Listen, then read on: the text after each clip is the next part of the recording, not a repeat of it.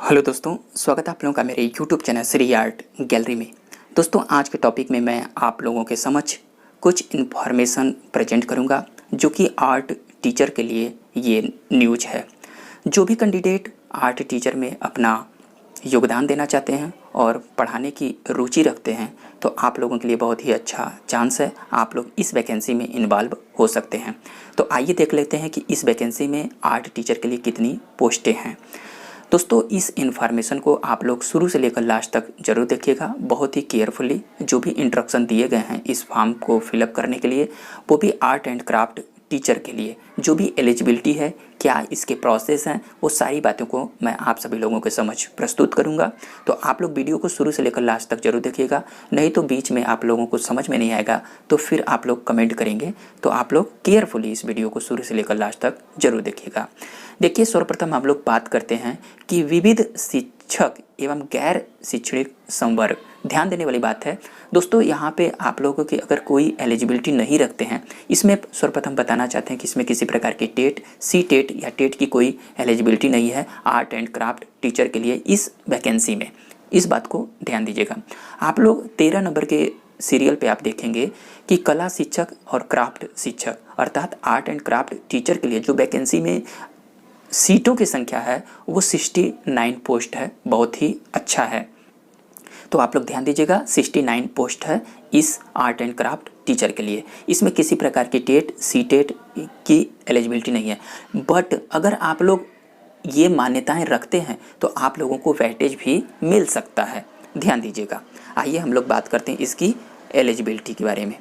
दोस्तों, यहाँ पर आप लोग ध्यान दीजिएगा, आयु की गणना जो फ्रेश अभ्यर्थियों के लिए दिनांक, जैसे कि आप लोग पहली बार इस वैकेंसी में इन्वॉल्व होते हैं तो उसको हम फ्रेश अभ्यर्थियों की बात करेंगे। तो 1/1/2020 को न्यूनतम आयु जो उनकी होनी चाहिए वो 21 ईयर होनी चाहिए और मैक्सिमम आयु जो होनी चाहिए 35 ईयर होनी चाहिए। इस बात को ध्यान दीजिएगा। सेकेंड पॉइंट पे जो दिया है कि प्रतिनियुक्ति पर सेवा हेतु दिनांक 1/1/2020 को 50 वर्ष से अधिकतम आयु नहीं होनी चाहिए। ये बात उनके लिए कही जा रही है कि जो कैंडिडेट पहले से किसी सेवा में कार्यरत हैं और वो लोग इस वैकेंसी में इन्वॉल्व होने वाले हैं तो उनके लिए जो मैक्सिमम आयु रखी गई है वो 50 वर्ष रखी गई है। अगर आप फ्रेशर हैं और एक टीचर बनना चाहते हैं तो आपकी आयु की गणना जो होगी वो 21 वर्ष से 35 ईयर के बीच में होनी चाहिए। ये हो गई आप लोगों की आयु की गणना। आइए हम लोग अन्य बातों को देखते हैं। तीसरे नंबर पे देख लीजिए कि निवास के संबंध में छत्तीसगढ़ शासन सामान्य प्रशासन विभाग द्वारा समय समय पर जारी दिशा निर्देश तथा अनुसूचित क्षेत्र में सेवा हेतु विशेष उपबंध लागू हो गए। दोस्तों, ये वैकेंसी जो आई हुई है ये छत्तीसगढ़ राज्य में आई हुई है और छत्तीसगढ़ राज्य के द्वारा क्या होता है, ये सेंट्रल गवर्नमेंट के थ्रू कुछ टीचर यहाँ पे नियुक्त किए जाते हैं इस विद्यालयों में, तो उसी के उपबंध में ये वैकेंसी आई हुई है। आइए हम लोग बात कर लेते हैं पदों हेतु अनिवार्य योग्यता। आप लोगों के बीच हम सिर्फ आर्ट एंड क्राफ्ट कैंडिडेटों के लिए इस वीडियो में बात कर रहे हैं, तो सभी कैंडिडेट आर्ट एंड क्राफ्ट के बहुत केयरफुली ध्यान दीजिएगा। हम लोग बात करेंगे टीजीटी की बात। दोस्तों, यहाँ पे देखिए टीजीटी हेतु आपने बी कॉलम पे देखिए टीजीटी हेतु जो अन्य सब्जेक्ट हैं जैसे हिंदी, अंग्रेजी, सामान्य विज्ञान और गणित, इनकी मैं बात नहीं कर रहा हूँ। अगर ये कैंडिडेट अगर इन्वॉल्व हो रहे हैं इस वैकेंसी में तो उनके लिए क्या होता है कि सीबीएसई द्वारा आयोजित सेंट्रल टीचर एलिजिबिलिटी अर्थात सी टेट और द्वितीय उत्तीर्ण होना चाहिए टेट, किसके लिए, इन वैकेंसियों के लिए जो ये सब्जेक्ट हैं। परंतु हम लोग इस वीडियो में आर्ट एंड क्राफ्ट की बात करेंगे। तो आर्ट एंड क्राफ्ट की जो एलिजिबिलिटी है मैं आप लोगों को बताना चाहता हूँ। 6 नंबर पे देखिए कि कला एवं क्राफ्ट शिक्षक जो आर्ट एंड क्राफ्ट टीचर हैं उनकी एलिजिबिलिटी क्या है इस वैकेंसी में। आप लोग गुमराह मत होइएगा, इस बात को ध्यान दीजिएगा। दोस्तों, अगर आप लोग आर्ट एंड क्राफ्ट का कोर्स किए हुए हैं और इस वैकेंसी में इन्वॉल्व तभी होंगे जब आपके पास ये एलिजिबिलिटी होनी चाहिए। एलिजिबिलिटी क्या है, देखिए, ललित कला अर्थात फाइन आर्ट में किसी मान्यता प्राप्त विश्वविद्यालय में 50% अंकों के साथ स्नातक हो। आप लोगों को यहाँ पे मैं बताना चाहता हूँ कि जो कैंडिडेट जैसे बीएफए हैं, एमएफए हैं, या किसी प्रकार की डिप्लोमा कोर्स भी आर्ट एंड क्राफ्ट में किए हैं तो वो लोग इस वैकेंसी में इन्वॉल्व हो सकते हैं। और इस वैकेंसी में वो भी कैंडिडेट इन्वॉल्व हो सकते हैं जो बीए में चित्रकला अर्थात जो कला सब्जेक्ट लेकर पढ़ाई करते हैं, वो भी इस वैकेंसी में इन्वॉल्व हो सकते हैं, क्योंकि वो कला से स्नातक हैं। लेकिन उनके लिए बाउंडेशन है कि उनकी मार्क्स जो होनी चाहिए वो 50% होनी चाहिए। अगर 50% नहीं है तो वो इस वैकेंसी में इन्वॉल्व नहीं हो सकते हैं।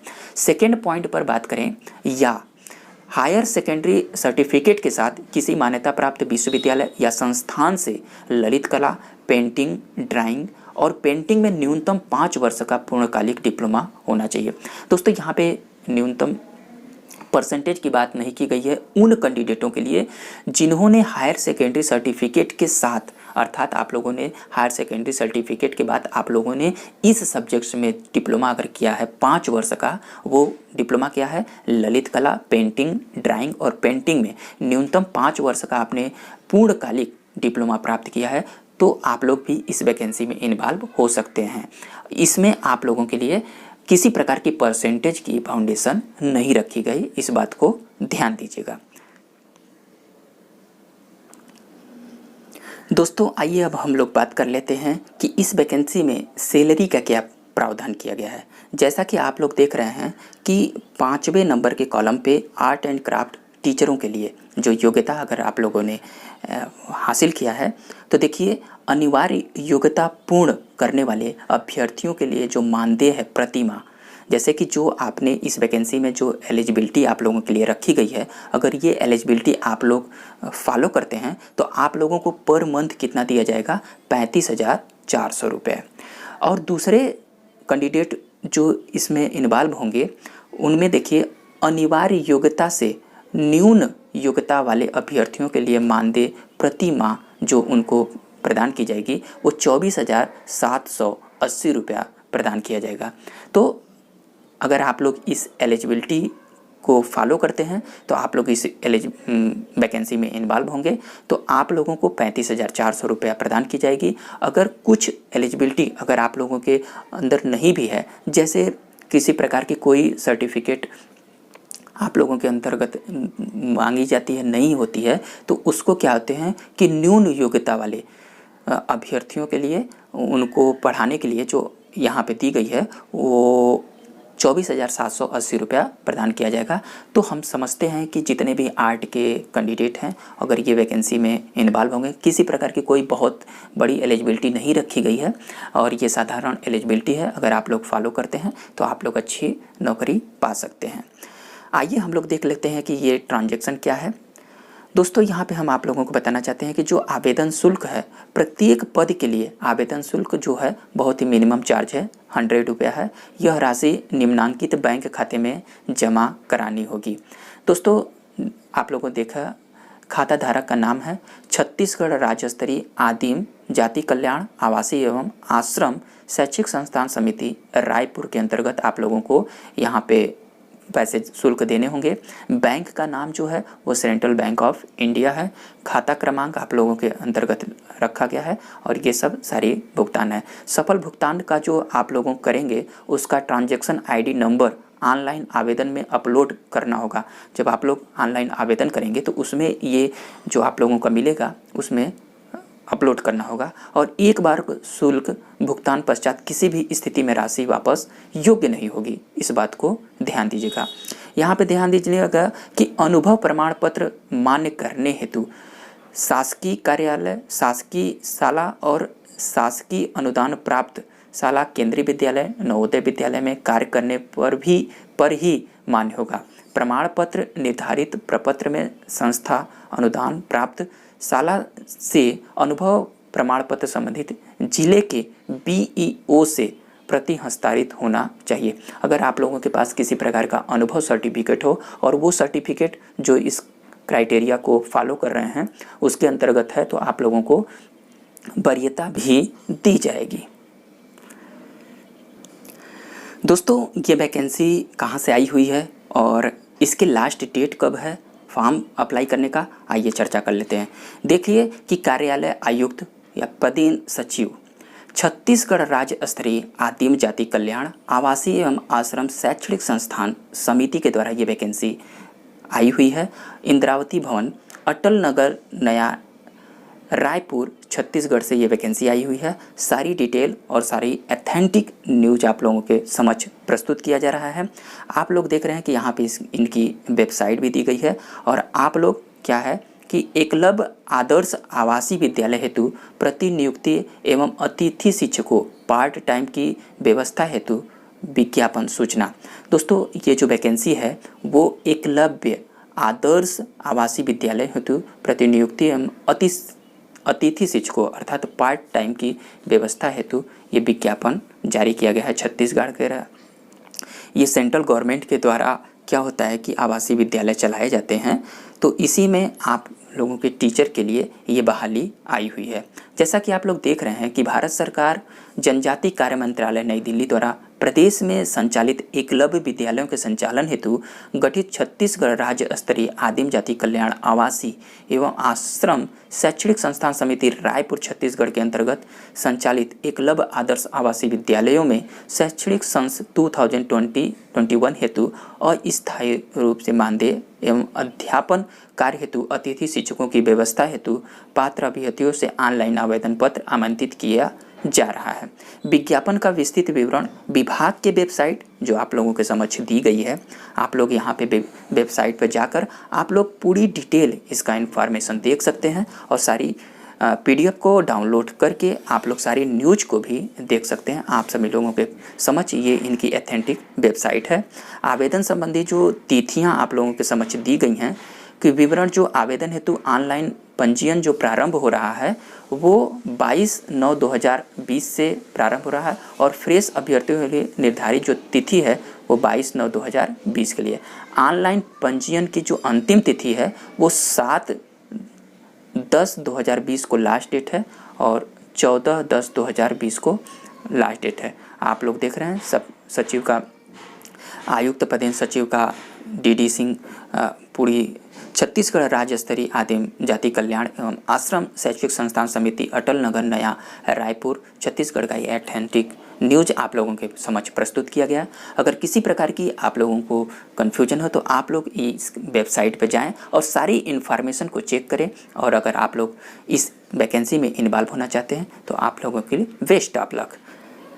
दोस्तों ध्यान दीजिएगा, आपके चयन का जो आधार क्या होगा वो सबसे इम्पॉर्टेंट बातें अब बहुत गौर से सुनिएगा।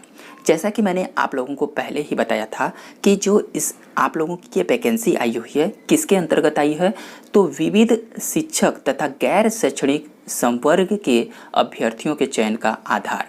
देखिए जो आप लोगों के आर्ट एंड क्राफ्ट के टीचरों की जो वैकेंसी आई हुई है वो विविध शिक्षक तथा गैर शैक्षणिक संवर्ग के अभ्यर्थियों के चयन के आधार पर आप लोगों का चयन होगा। इसमें किसी प्रकार का कोई आप लोगों का रिटेन एग्ज़ाम नहीं होगा। आप लोगों का मेरिट लिस्ट के आधार पर आप लोगों का चयन होगा और ये मेरिट लिस्ट किसके आधार पर बनेगी ये भी आइए हम लोग देख लेते हैं, जो कि सबसे इम्पॉर्टेंट पॉइंट है। दोस्तों यहाँ पे देख लीजिए, आप लोगों को सर्वप्रथम दिखाना चाहते हैं, आप लोग कन्फ्यूजन मत रखिएगा। जैसे कि यहाँ पे आप लोगों ने देखा कि संगीत शिक्षक के लिए जो एलिजिबिलिटी रखी गई है कि हायर सेकेंडरी के अंकों का 20%, स्नातक के अंकों का 60% और स्नातकोत्तर के अंकों का 20% और अतिरिक्त अंक में इनको कैसे प्रदान किया जाएगा कि अगर ये किसी प्रकार का अनुभव रखते हैं या किसी प्रकार का कंप्यूटर एप्लीकेशन का ज्ञान है तो इनको क्या होता है कि अतिरिक्त अंक प्रदान की जाएगी।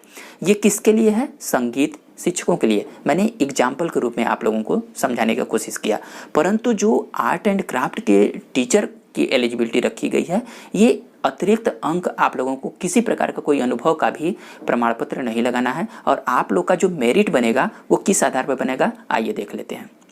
दोस्तों जैसा कि क्रम नंबर 2 पर आप लोग देख रहे हैं, कला एवं क्राफ्ट शिक्षक आर्ट एंड क्राफ्ट टीचर के लिए जो आप लोगों की मेरिट बनेगी वो देख लिए आप लोग का योग्यता क्या है। फर्स्ट कॉलम में है कि हायर सेकेंडरी के अंकों का आप लोगों को 20% मार्क्स मिलेंगे। जो आप लोगों ने हायर सेकेंडरी में जितने अच्छे मार्क्स आप लोगों ने जैसे 60 है, 62% है, 80 है तो आप लोगों को सारे उसके 20% मार्क्स आप लोगों को मिलेंगे। उसके बाद दूसरे कॉलम में क्या है कि आप लोग ललित कला में स्नातक, ललित कला, पेंटिंग, ड्राइंग और पेंटिंग में 5 वर्ष का पूर्वकालिक अगर आप लोगों ने डिप्लोमा का अंकों का आप लोगों का 80% मार्क्स प्राप्त होगा और इसी दोनों के आधार पर आप लोगों की मेरिट बनेगी और मेरिट में आप लोग सेलेक्ट होते हैं तो आप लोगों का यहाँ पे चयन हो जाएगा और किसी प्रकार की कोई रिटन एग्ज़ाम नहीं देनी है। तो आप लोगों का जो योग्यता है वो सिर्फ 2 है, हायर सेकेंडरी के अंकों का और ललित कला जैसे BFA और या स्नातक में आप लोगों ने कला में जितने भी अंक प्राप्त किए हैं उसका 80% मिलाकर आप लोगों का 100% पे आप लोगों का सिलेक्शन होगा। किसी प्रकार के रिटन एग्ज़ाम की आवश्यकता नहीं है। तो ये रही आप लोगों के चयन का आधार, ये इम्पॉर्टेंट पॉइंट है, आप लोग नोट करिएगा। तो और एक इन्फॉर्मेशन, आप लोग जो भी कैंडिडेट इसमें इन्वॉल्व होंगे वो आप लोग इसके एथेंटिक वेबसाइट पर जाइएगा और इसके PDF को लोड कर लीजिएगा और पूरी बाकायदे से आप लोग हर एक पॉइंट को कवर करिएगा। अगर आप लोग एलिजिबल हैं और उत्सुक हैं इस वैकेंसी में इन्वॉल्व होने के लिए तभी आप लोग फॉर्म फिलअप करिएगा। मेरा काम था आप लोगों को अवेयर करना और सारी मैंने जानकारी दी और इसके बाद भी अगर आप लोगों को कुछ चाहिए तो आप लोग इसके एथेंटिक वेबसाइट पर जाइए और पूरे डिटेल से इसके नोटिफिकेशन को चेक करने के बाद ही आप लोग अपने फॉर्म को फिलअप करिएगा। तो ये रहे कुछ इन्फॉर्मेशन, हम लोग मिलेंगे अगली वीडियो में, तब तक के लिए थैंक यू दोस्तों।